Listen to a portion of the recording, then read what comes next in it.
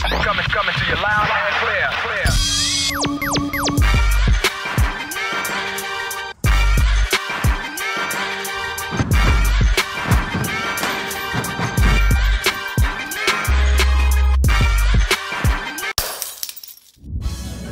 Hey, it's your boy Smoked Out Bill. You already know.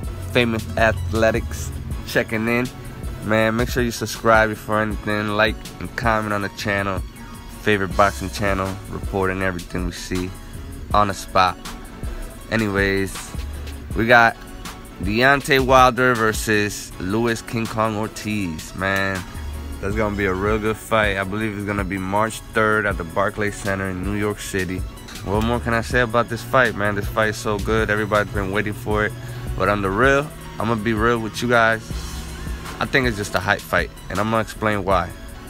In case you ain't know, Deontay Wilder has a fight lined up for next year, which is against Anthony Joshua, for all you guys that, you know, just tuning in now into this boxing.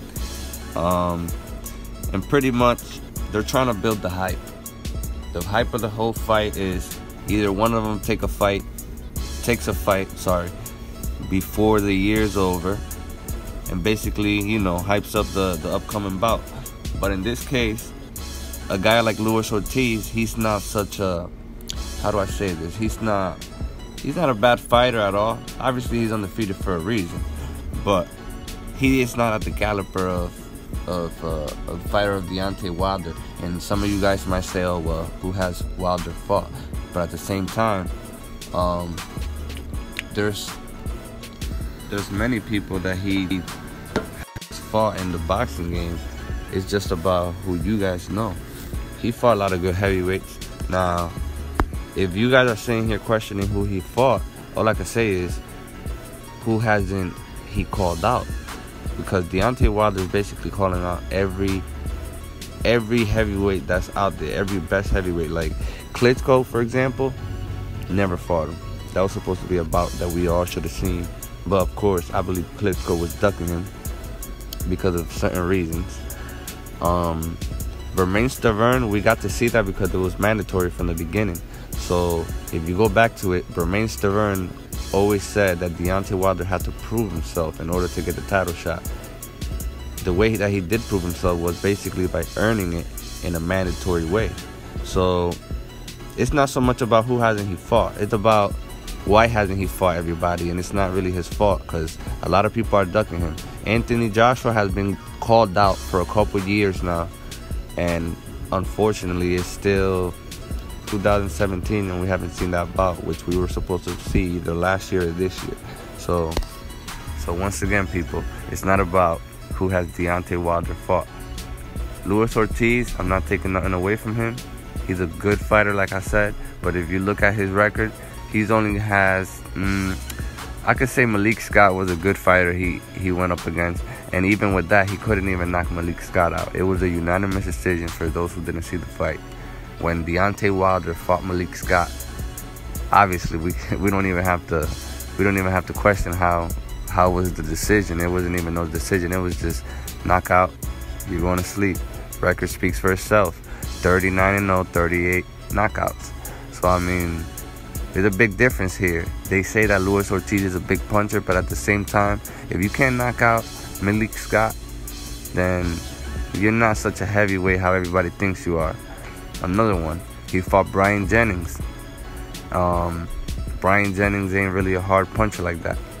So that's another guy you could probably say he has a somewhat of a name on his record, but a lot of you guys probably don't know Brian Jennings. He's a good fighter, like I said. Not to take nothing away from him, but those are basically the only two guys that you could say Luis Ortiz has fought. If you look at Deontay Wilder's record, he's fought, maybe to you guys, they're nobodies, but they're hard punchers. These guys are definitely hard punchers. For example, when he fought Stavern, I mean, he took him to 12 rounds the first time. That was just to test the waters. He didn't knock him up, but he knocked him down. Another one, he fought Eric Molina. A lot of you guys don't know Eric Molina. He's a big puncher at the end of the day. He's a hard-hitting puncher. Chris Arreola is another one. Let me see. Malik Scott, like I was saying earlier. He fought a couple names out there. Arthur Speaker. So, I mean, if you think about it, hardcore boxing fans understand these guys and know who these guys are. The casual fans probably looking at it like, oh, these guys are no names. I understand that.